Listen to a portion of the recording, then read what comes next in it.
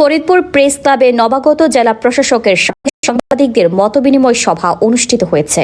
ফরিদপুর থেকে senior reporter মাহবুব চিশতি জানান, Faridpur press ক্লাবের আয়োজনে ফরিদপুরের নবাগত জেলা প্রশাসক মাজহারুল ইসলামের সঙ্গে প্রেস ক্লাবের সদস্য সাংবাদিকের এক মতবিনিময় সভা অনুষ্ঠিত হয়েছে। বুধবার রাতে প্রেস ক্লাবের সাংবাদিক লিয়াকত হোসেন মিলনায়তনে এই সভা অনুষ্ঠিত হয়। মতবিনিময় সভায় প্রধান অতিথি হিসেবে উপস্থিত ছিলেন ফরিদপুরের নবাগত জেলা প্রশাসক মাজহারুল ইসলাম।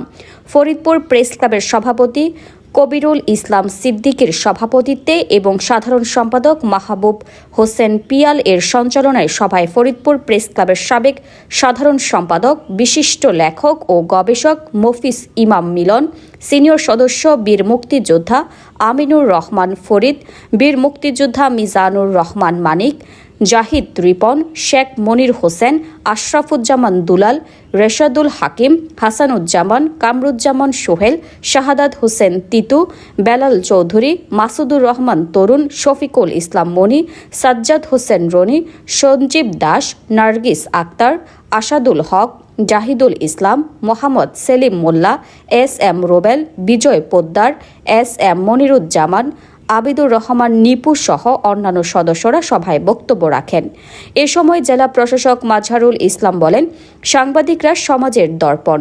সঠিক তথ্য তুলে ধরে তারা প্রশাসনের কাজকে আরও গতিশীল করতে গুরুত্বপূর্ণ ভূমিকা রাখেন। একটি সুন্দর ফরিদপুর বিনির্মাণে আমরা সবাই মিলে একসাথে কাজ করব। আগামী দিনে জেলার উন্নয়ন ও জনকল্যাণমূলক কর্মকাণ্ডে সাংবাদিকদের সঙ্গে সমন্বয়ের ভিত্তিতে কাজ করার প্রত্যয় ব্যক্ত করেন। সর্বোপরি তিনি সকলের সহযোগিতা কামনা করেন।